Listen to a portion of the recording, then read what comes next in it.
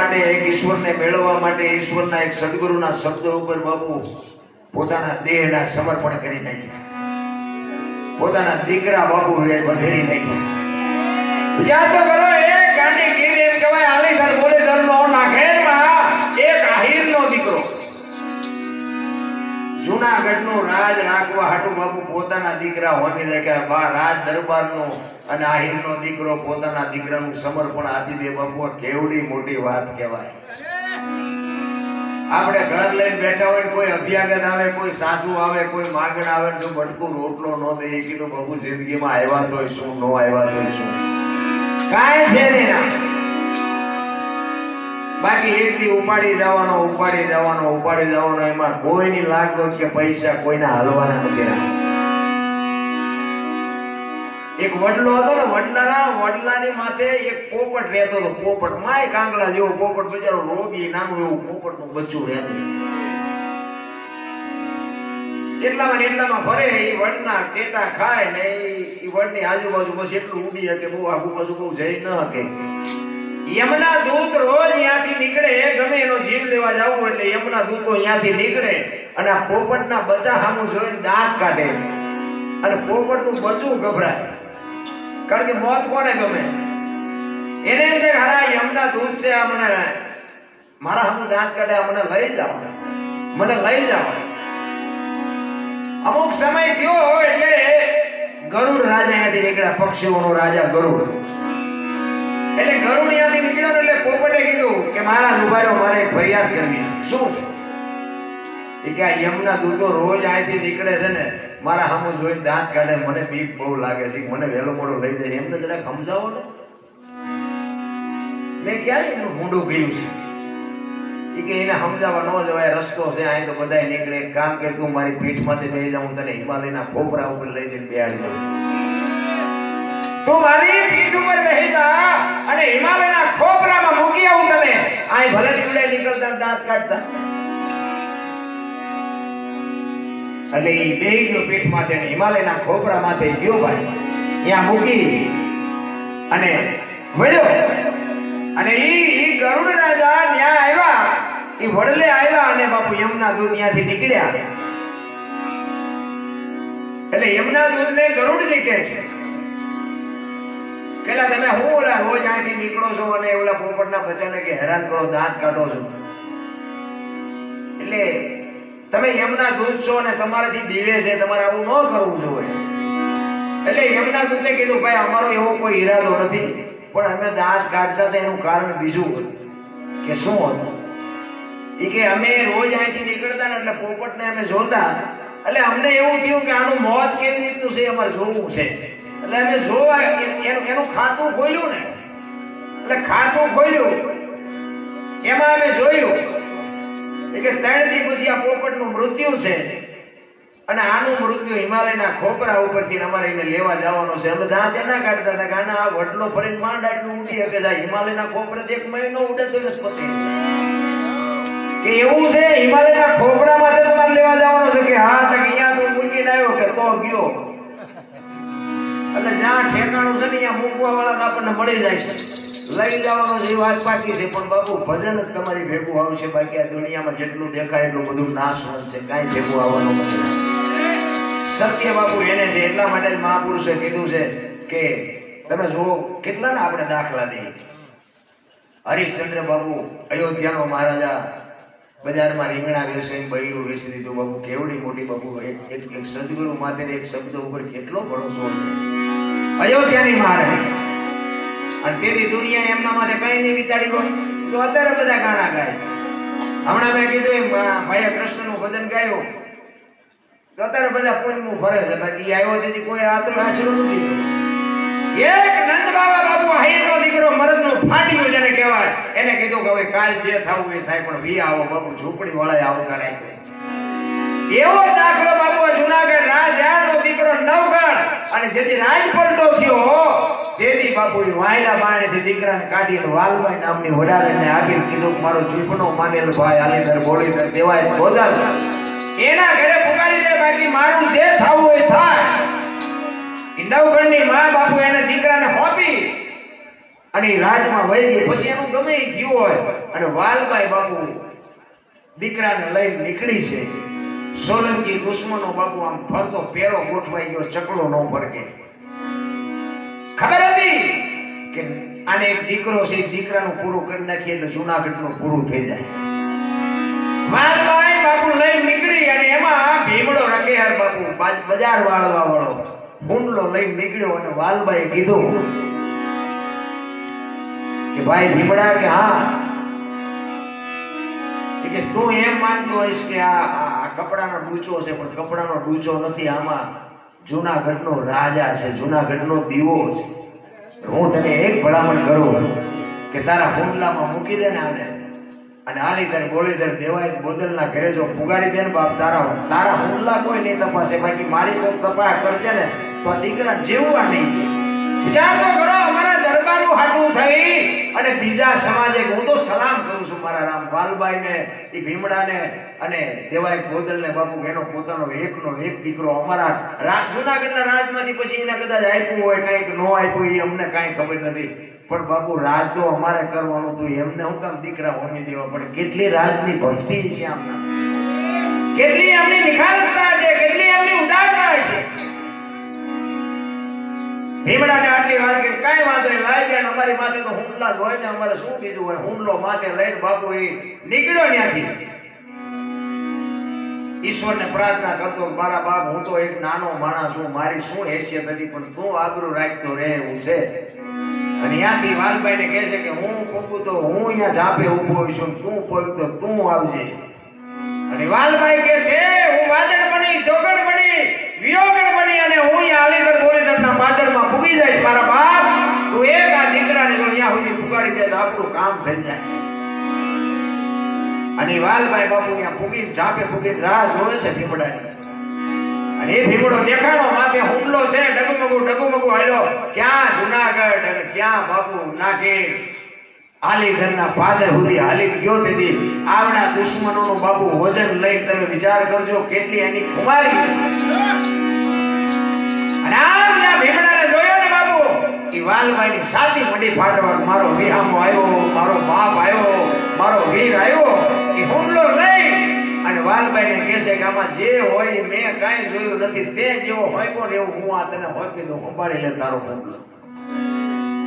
અને વાલભાઈ હાથમાં લઈ અને બાપુ શું એ ભીમડાને બાપુ એના વખાણ કરી, વીરા તે આ જે કામ કર્યું છે ને આ જગતમાં કોઈ ન કરીએ. કે મારા બાપ, કે મેં કાંઈ કર્યું નથી, મેં તો આય પુગાડ્યો. મારા હુંડલા કોણ તપાસે? અમારા હુંડલામાં કચરો હોય, અમારા હુંડલામાં શું હોય? કેવડું મોટું કામ કર્યું, પણ બાપુ કેવા નાના થઈ રહ્યા છે. ઇતિહાસ એમ નામ ન થાય. મારા બાપ કાંઈ ભોગ સમર્પણ હોવો જોઈએ. વાલભાઈને હુમલો આપી અને ભીમડો આમ 5 ડગલા હજી આ વાલભાઈ હાલે અને ભીમડો કહે છે, બેન વાલભાઈ, કે હા ભાઈ બોલ. એ કે મારું એક કામ તું ન કહી? અરે મારા વીર ભીમડા, તું એક નહીં 1000 કરે તો તારા 1000 કામ કરો. તું એમ કે વાલભાઈ વેચાઈ જાય જુનાગઢની બજારમાં, જો હરરાજી મારા દેહની ન કરી નાખો તો હું વાલભાઈ નો. એ કે 1000 કામ નથી કરવા, મારું એક કામ કરી. બોલ શું કરું? એ કે મને વચન આપ પેલા. જો તો ખરા નાના માણાની ખુમારી કેવડી છે. એ કે વચન? એ કે પણ બેન તું વચન આપ તો માગવું છે, બાકી નથી. કે મારું વચન છે, તું માગી આજ મારું ખોડિયામાંથી જીવ કેલો જીવ કાઢી દઉં. એ વચન આપ્યા પછી ભીમડો કે છે કે બેન આ તારા ભેટમાં જે કટાર છે એ કટાર મને આપે. પહેલાના સમયમાં બેનો દીકરીઓ પોતાના શિયળ જાળવવા માટે બાપુ ભેગી કટારો રાખતી. રાજાશાહીમાં સ્ટેટો વખતમાં બને ત્યાં સુધી દુશ્મનનો સામનો કરે અને જો નો સામનો થાય હોય તો પોતાના પેટમાં મારી પ્રાણ આપી દે, પણ બાપુ કોઈના તાબે ન થાય. બાપુ આને શક્તિ કહેવાય. કે કટાર તારે માગી કટારને શું કરી છે? બેન વચન આપ્યા પછી ખુલાસો ન કરવાનો હોય, દેવાની હોય તો દે, નો દેવી ના પાડે. એ કે ના ના એમાં હું કટાર આપી દઉં. હાલે એ કટાર આપી અને વાત કરતા વાર લાગે ને હજી બાપુ આમ કટાર હાથમાં આપીને હજી તો વાલભાઈ વિચાર કરે ત્યાં તો ભીમડાએ કાઢીને પોતાના કાળજામાં મારીને આંતરડાનો ઢગલો કરી નાખ્યો. હા હા હા મારા વીર, આ હું કર્યું છે? લોહીના ખાબોચિયામાં બાપુ ભીમડો તરફડિયા મારવા પડ્યો અને મરતા મરતા એ પડ્યો છે.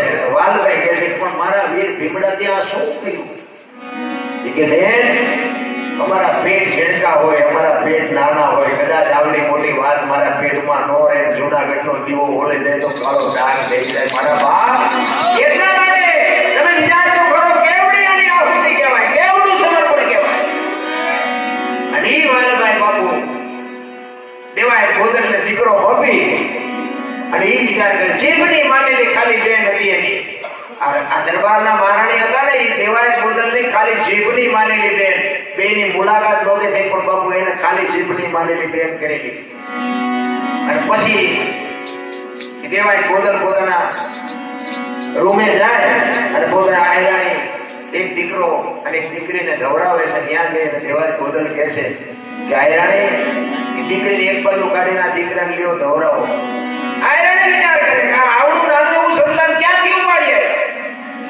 કે અવાજ ન કરીશ, આ જૂનાગઢનો દેવો છે, જૂનાગઢનો રાજા છે, આ મોદળ છે, રામ નવગણાનું નામ નવગણા રાત એનો દીકરો છે, તું શાંતિ રાખ. કે આ ક્યાંથી કે રાત પડતો થયો અને જેથી સોલંકીઓના બહેરા જૂનાગઢમાં જાત્રાએ આવેલા દામા કુંડમાં નાવા હાટું થઈને રાત રહ્યા છે, જેથી કર માગ્યો વેદુની સોલંકીઓએ બાપુ એની એને દુશ્મની રાખી અને દગો કરી અને જૂનાગઢના રાજનો પલટો કરાવી નાખ્યો. રાજાનું મસ્તક જુદું કરાવી નાખ્યું, દગો કરીને મારી નાખ્યો અને દીકરો પાછળના બારણેથી નીકળી અને આ પુગાડ્યો છે.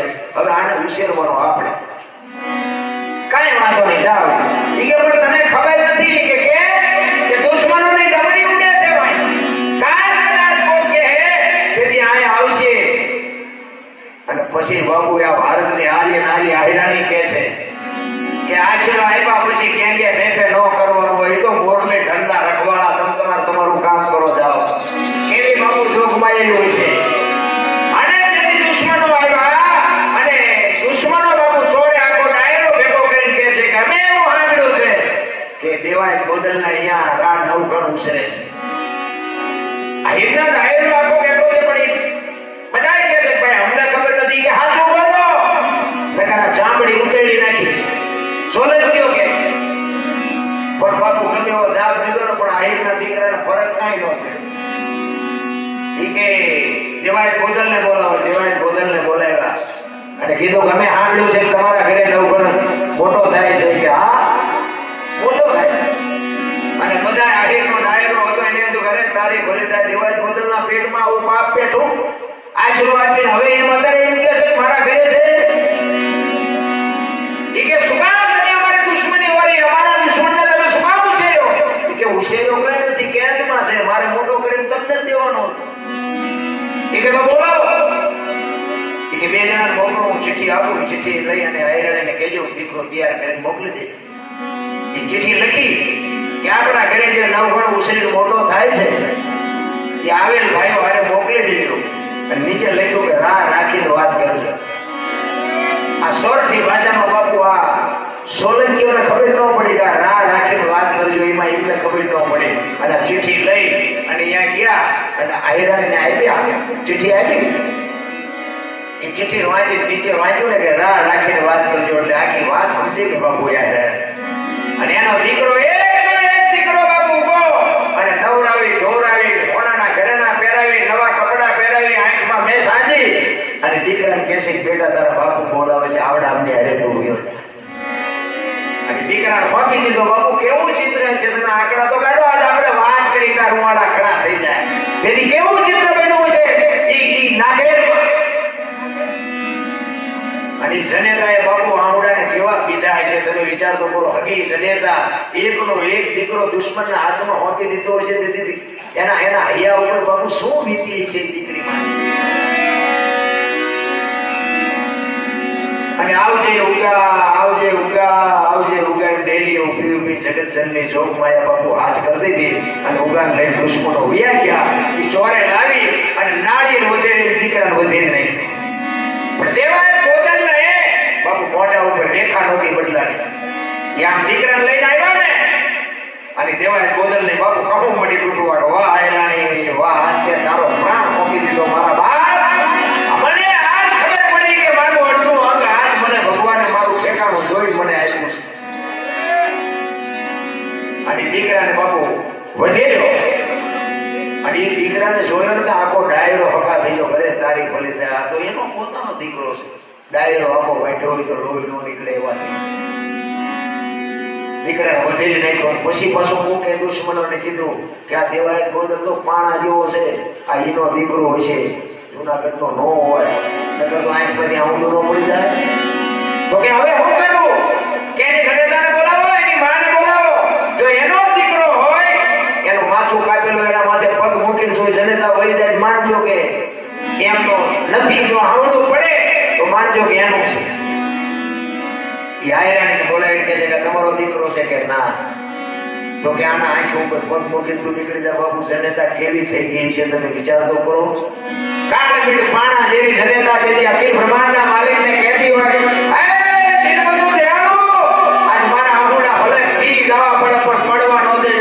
દીકરાનો મનખો બગડી જાય અને આ એ જૂનાગઢનો દીવો નહીં રે મારો દીકરો ગયો એની વસ્તુ આખી જુદી છે પણ જૂનાગઢનો દીવો ઓલાઈ જાય મારા બાપ આજ મને આવડું ન પડવા દેતી જગતચંદની જોગમાં એ કેવી પ્રાર્થના કરી અને એની માથે પગ મૂકી અને જેમ ગારો ખુદી કુબાર નીકળે ને એમ નીકળી ગયો હોય જનેતા પણ તેની બાપુ આમ કરતો જોવો તો દેવાય ગોદરની સાચીની કહું ખૂબ કીધે વાહ જોગમાયા વાહ તારા શું તારે વખાણ કરવા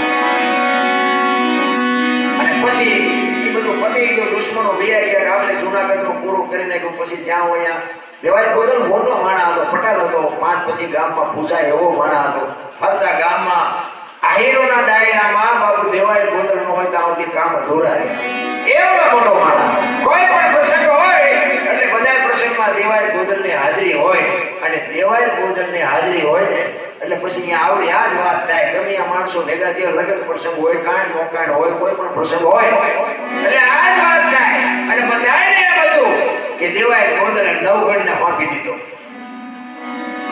અને બધા ડાયરો એમ કે હારું કર્યું આપણે દરબારોની દુશ્મની કરીને શું કામ હોય ફલાણું શું ઢોકળું શું એ દઈ દીધું એ હારું કર્યું ફલાણું કર્યું દેવાય ગોદર કાંઈ બોલે નહીં આખો ડાયરો આવી જ્યાં ભેગા થાય આવી વાત કરે પણ એમાં એક બાબુ તરવરીઓ જોવાનો હતો ને એ એક અક્ષર બોલે નહીં એનું મોઢું મરકે નહીં હજી મૂછનો દોર ફૂટેલો 18 થી 20 વર્ષની ઉંમર અને દેવાય ગોદર આખા ડાયરામાં નજર કરે અને આ એક જ દીકરો ગંભીર થઈને બેઠો એટલે દેવાય ગોદરને એમ થાય છે કે આખા બધાય બેઠા છે બધાય મારે જે મને કહે છે પણ ઓલો જણ કોઈ મોઢું નથી મલકાવતો કોઈ વાત નથી કરતો કોઈ આમ હેકારો નથી આમાં કાંઈ છે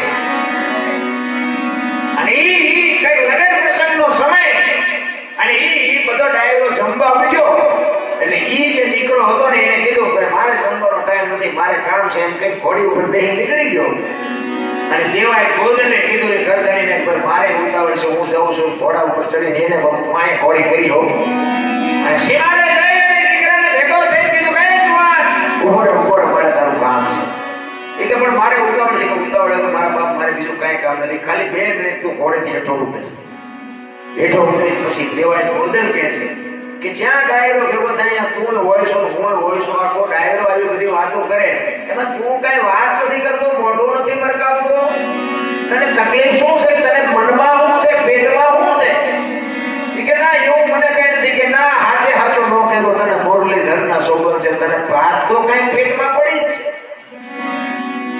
અને પછી બાપુ જુવાન કહે છે કે દેવાય બાપા સાચું કહીશ તો ખોટું નહીં લાગે કે ના તું જે હોય હાજી વાત કરી દે અને પછી દીકરો કહે છે દેવાય બાપા આ દિલ દઈ દીધો ને આશરો નહોતો દેવો તો આશરો હુકામને દીધો અને તેરી બાપુ દેવાય ગોદરની સાચી મટી ફાટવાઓ વાહ જુવાન વાહ તે મને આજ સાચો સંદેશો આપ્યો પણ કે હાલ મારા ઘરે અને ઘરે લઈ જઈ અને એને કીધું જૂનાગઢનો રાજા જો આવે તો કે હોયકો દી કે હોયકો મારા પેટનો દીકરો હતો અને તેની બાપુ એના પગમાં પડી ગયો વાહ વાહ આયર કુળ અવનીમાં જો હમીર નહોત હયા તો દેવકી તારો દીકરો કંસના હાથે કપાસ બાપુ આયર તો કુળ છે ને એક નહીં એમાં અમારા દરબારોના કામ તો આયરોએ બાપુ દુનિયાના કર્યા છે આ મોરબીનો ઇતિહાસ છે બાપુ એક બે કુંવરને બચાવવા હાટુ તેના દહીંસરાના પાદરમાં ભોજો મકવાનો આયર બાપુ હજી આજે પાળ્યો ઊભો છે જોઈ આવો પોતાના દેહ ઉપર બાપુ રૂવાડે સાયડી ફેરવી લોહીના ફુવારા ઉડાડ્યા પણ મારા ઘરે નથી નથી જ કીધું, મારા ઘરે નથી, પોતાનો દેહ હોમી દીધો.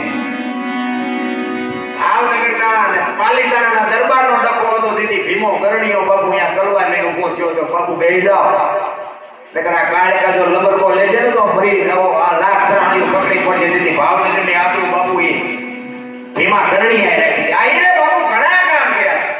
મેં તો આ જોયું નથી કે આ નાગેડ ક્યાં આવ્યું, ડાલીધર બોલેધર ક્યાં આવ્યું. તો મારે તો અહીંયા ઈ ઉગાની ખાંભી ને ભીમડાની ખાંભી અને વાલભાઈની ખાંભીએ મારે માથું ટેકાવવા જવું છે. વાહ જીવ વાહ, તમે અમારા હાટું તો આપણા ભોગ આપ્યા હોય, મારે અહીંયા જવું છે.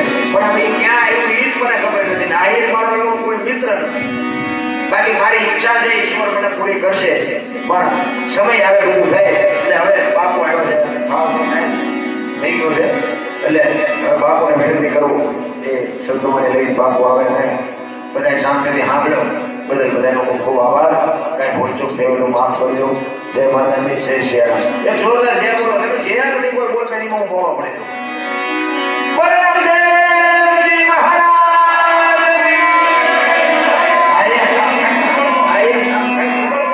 કાયમ અમારી એક ને ભાઈ હું તમને કાયમ ભણાય કરો અત્યાર સુધીમાં તો એકડો જ છે, બગડો થયો જ નથી. પછી આમ કે મજા આવી પણ આમાં નકરી દુઃખી મજામાં કંઈક તમારો સપોર્ટ હોય તો મજા આવે કોઈ પણ કલાકાર હોય. એટલે બાપુને વિનંતી કરું સંતવાણી લઈને આવે બાપુ પધારો.